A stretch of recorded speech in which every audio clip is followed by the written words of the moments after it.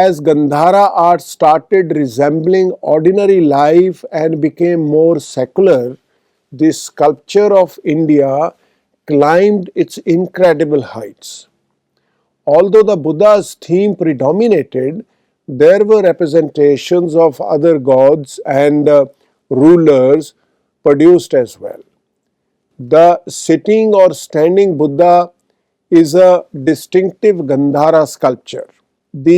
This exemplifies the essential essence of Gandhara art, wherein religious and artistic content derived from a wide range of cultures has been woven together. The symbolism is entirely Indian. The sitting Buddha is generally cross-legged, as is customary in India. Over his entire head, Buddha is clothed with either waves or stiff curls. The elongated ears are simply owing to the downward thrust of a prince's or royal person's heavy earrings. The deformation of the earlobes is particularly obvious in the Buddha, who never wore earrings or jewelry of any type in Gandhara. The Gandhara art blossomed for roughly 400 to 500 years, and it inspired the art of Mathura, Amravati and Nagarjunakonda to a large extent. It also had a significant impact on the art of Afghanistan and Central Asia. Many places in Central Asia have the Buddha and Bodhisattva images that resemble the Gandhara style. The Hun conquerors struck the region's art with a devastating blow.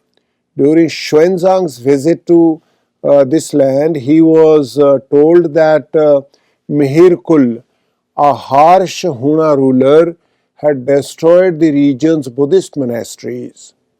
The cities of Peshawar and Taxila, as well as Afghanistan, were the principal centers of Gandhara art, with a vast number of stupas, viharas, and sculptures uncovered by archaeologists. The majority of Gandharan reliefs depict episodes from the Buddha's life or scenes from Buddhist tales.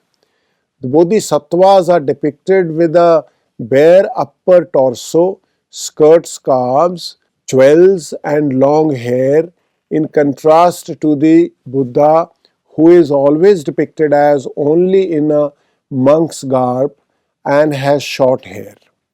This juxtaposition between the Buddha as a sacred being who has attained enlightenment and the Bodhisattva who is on the path to enlightenment may be found throughout Asian Buddhist art.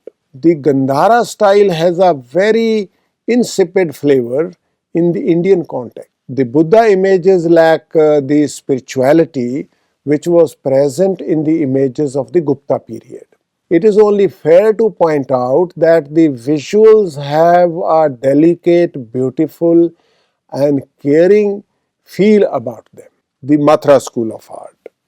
The Mathura school of art coexisted with the Gandhara school of art. Like the Gandhara school of art, Mathura too developed its depictions of the Buddha and the Buddhist saints around the 1st century of the Common Era. The Mathura images are related to previous Yaksha, male nature deity forms, with a strong resemblance to the early Kushana period's massive standing Buddha images.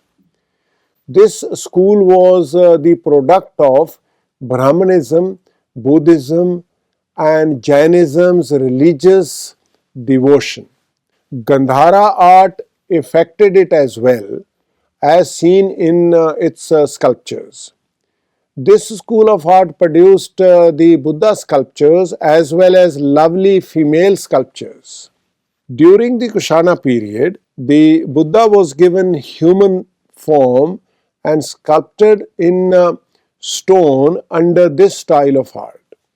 The Gupta era, which ushered in the golden period of Indian art, saw the school of Mathura come to fruition. Restraint, The elegance of form and spiritual expression replaced the sensual spontaneity and flexibility of the Mathura art forms. The huge Buddha figures of Mathura, Sarnath, Ajanta, and Bihar are everlasting specimens that represent all ages' ideals.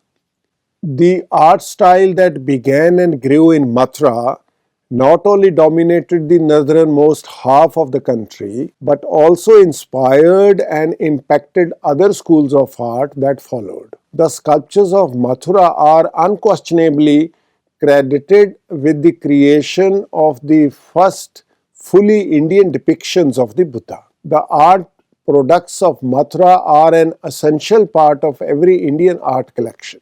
Kumaraswamy's observation about Sanchi applies to Mathura as well.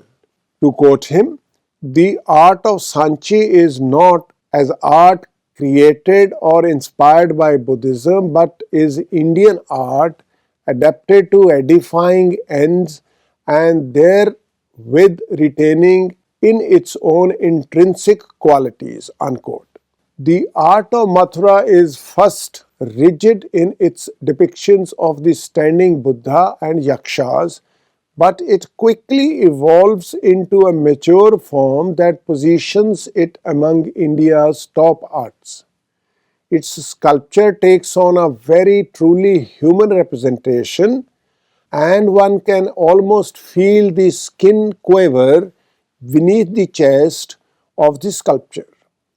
Shakyamuni is depicted standing erect, his feet firmly planted, his right hand outstretched in a reassuring posture, and his left hand on his hips sustaining the folds of his robe. Because he is naked to the waist and wears the traditional Indian dhoti, it has been proposed that he is a bodhisattva rather than the Buddha. The gigantic proportions of this and similar figures of the same type, as well as the connotation of weight and expansive volume, and also the attire plainly link it. Attitudes are supple and natural. Kushana art appears to have a healthy sensuality to it. Cut from white speckled red sandstone, the carvings of Mathura are immediately recognizable. The female figures stand in three bhang altitude or triple bending of the body, which originally emerged in the ancient period and is still one of the canons of Indian art. The males are vibrant and their clothing is supple and delicate, clinging to the body. Men's hair is distinguished by a cocoon of hair on the front of the head, while women's hair is distinguished by loose ribbons and huge rings in the ears. The women appear to be naked save for a decorative belt that exposes their lions, as their thin clothing does not show. The men only wear a dhoti, which is tied together by a side knotted fabric belt.